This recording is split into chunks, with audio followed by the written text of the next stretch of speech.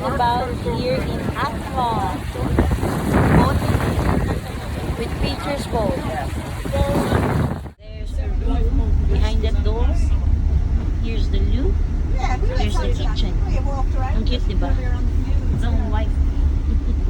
It's still raining, yo.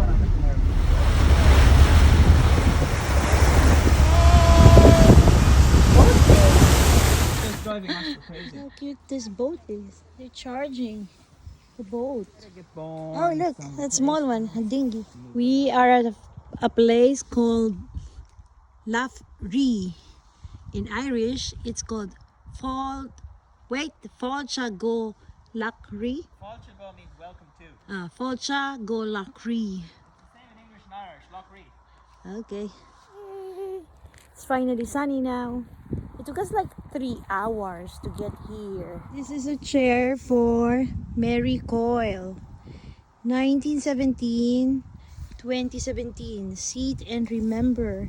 So, we are sitting here. Who's Mary Coyle?